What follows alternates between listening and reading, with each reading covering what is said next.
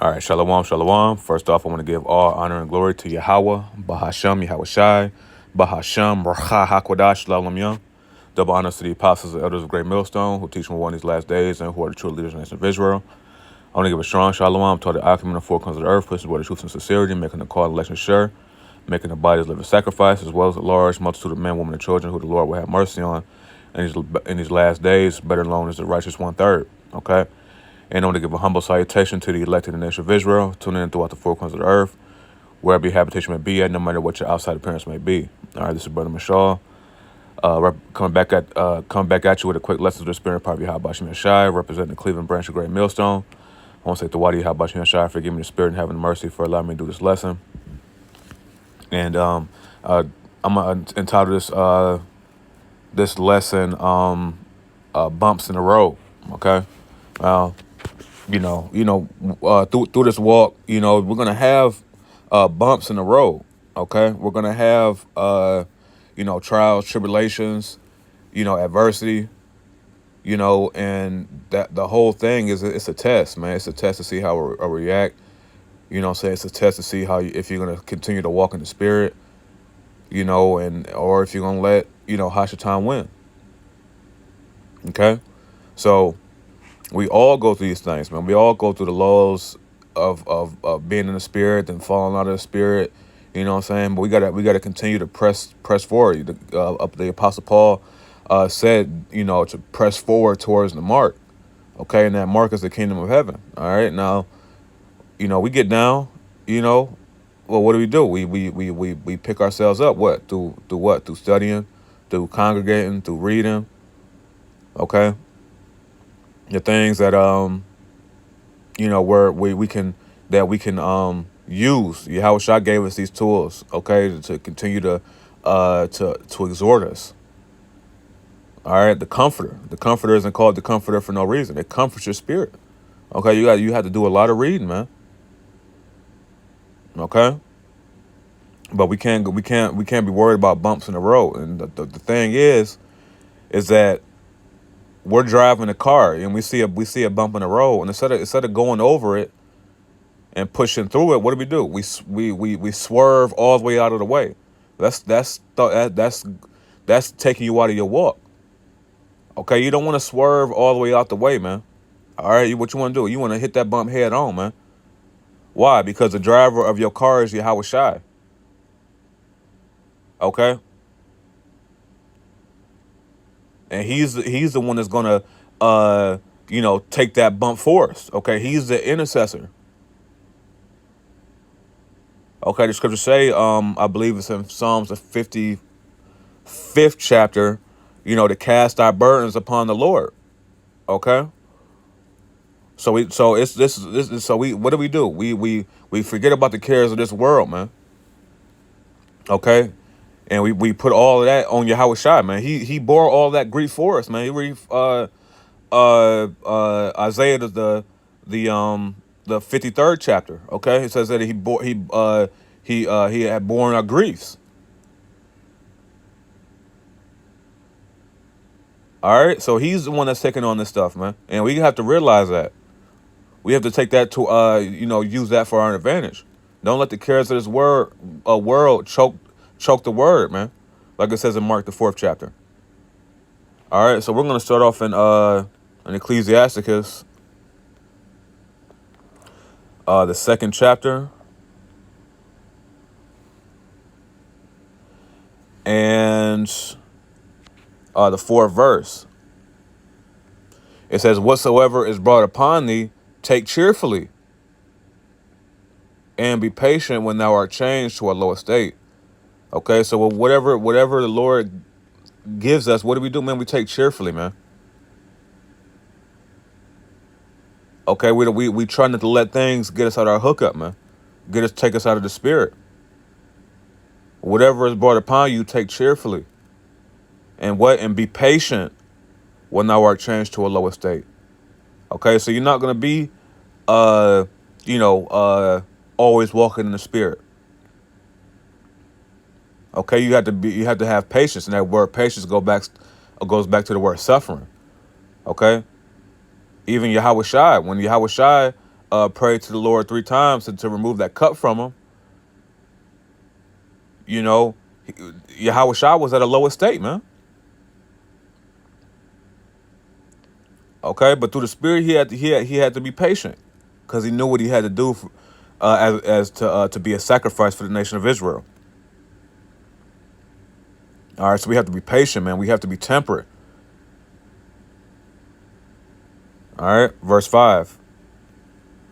It says, "For gold is tried in the fire, and acceptable men in the furnace of adversity." Okay, so when gold is tried in the fire, it gets purified, and this our walk is our purification process.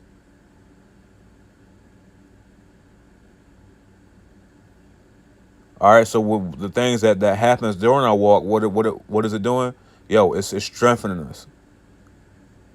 Okay, it's giving us more experience, so that way the next time something like that happens, you'll be you'll be a little more wiser.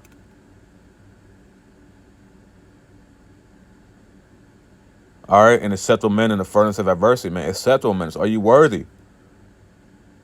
All these things are a test, but are you going to pass the test? We already have the study guide, man. The study guide is the scriptures, but are you going to pass the test? Are you going to continue to walk in the Spirit when the flesh is eating away at you, man? Okay, when you want to revert back to the things that you used to do in the world, are you going to revert back to those things? Okay, and this is starting with me,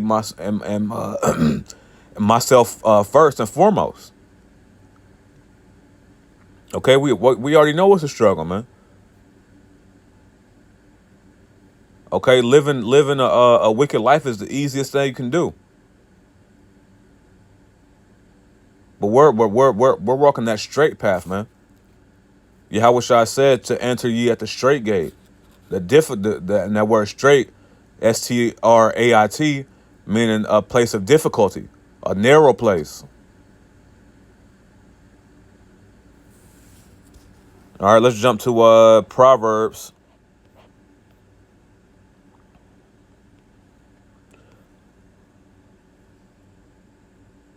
24 and verse 10.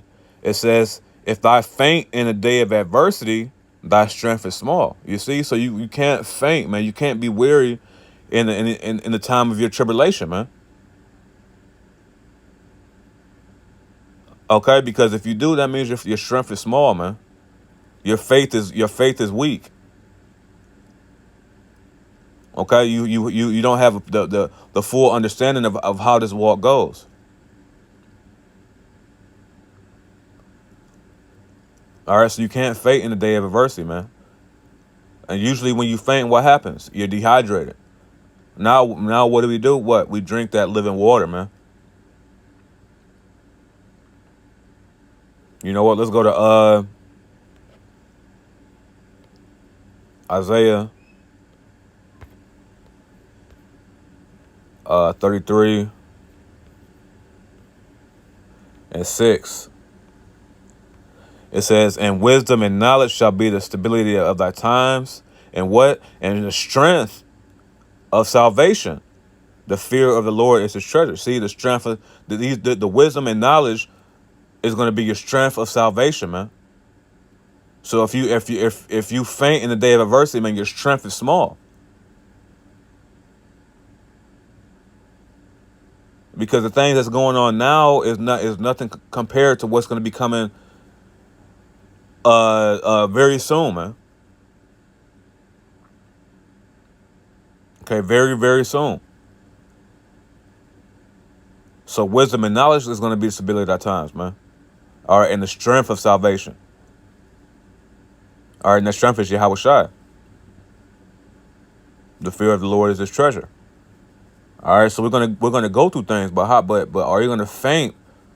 Are you gonna let allow the flesh, your thought process that you had in the world overcome what you've learned in the truth? Okay, it's not gonna be easy, but this is why, you know, we're all being tried, man.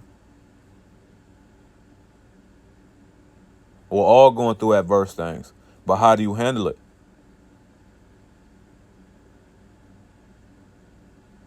Let's go to Proverbs 25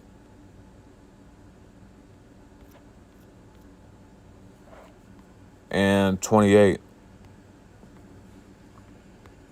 It says, he that hath no rule over his own spirit is like a city that is broken down and without walls. You see, when you don't have rule over your spirit, you're not walking in wisdom.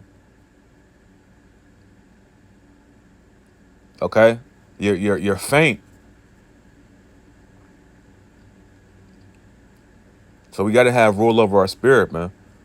Okay, and the city that is broken down and without walls is a destroyed city without a defense. Okay, the walls represent a defense system. So when you're not walking in the spirit, when you don't have rule of your own spirit, when you allow the cares of this world, stuff that's going to get destroyed anyway, take you out of the spirit, now you're without defense, man. Because the spirit is the only defense mechanism that we have, man. Okay, the spirit of Yahweh Bashem Yahushua dwelling in us. That breath of life that we've been blessed to have. That gives us that eye salve. All right, so you don't want to be that broken down city without walls, man. All right, because when you go back to Ecclesiasticus 11 and verse 14, it says prosperity and adversity, life and death, poverty and riches come of the Lord. Okay, so it's always going to be a balance. But how do you? It's all good when the Lord is blessing you, when you're prosperous. But how do you react when the Lord throws adversity at you, man?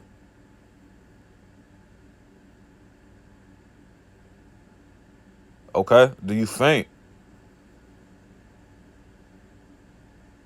or do you stand strong for Yahweh Bashem Yashai and continue to walk in the Spirit? Okay, so prosperity and adversity, life and death, poverty and riches come of the Lord. Okay, because that's a balance, man. Okay, you know what? Let's go to Proverbs 11.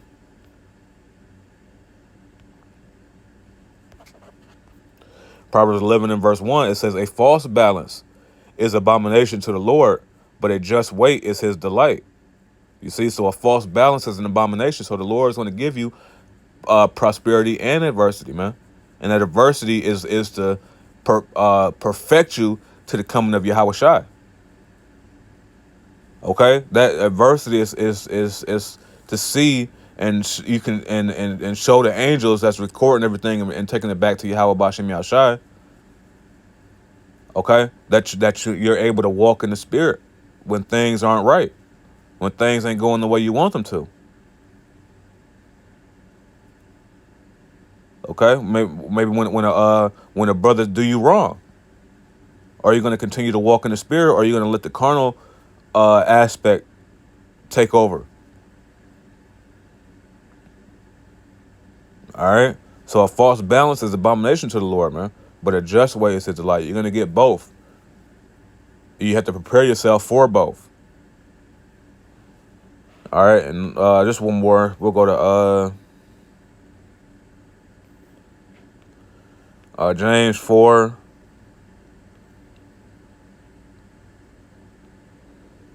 And verse 7. It says, submit yourselves, therefore, to the Heavenly Father. It says, resist the devil, and he will flee from you. Okay? So this is the job of the devil, man. It's to throw you off your game, to be those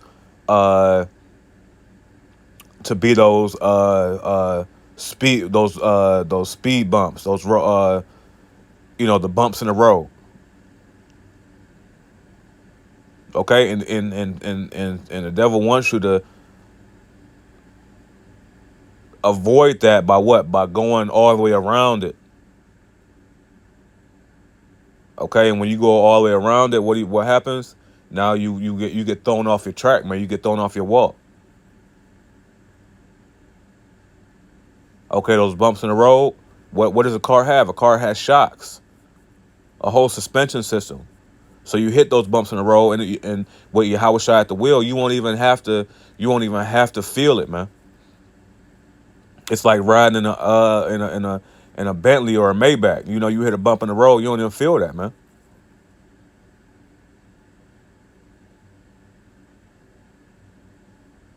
Okay, so we resist Hashatan, and he will flee from us, man. And how do we resist him? By what? By continuing to walk in the Spirit when adversity hits us. Being able to maintain a level of wisdom, during chaotic times.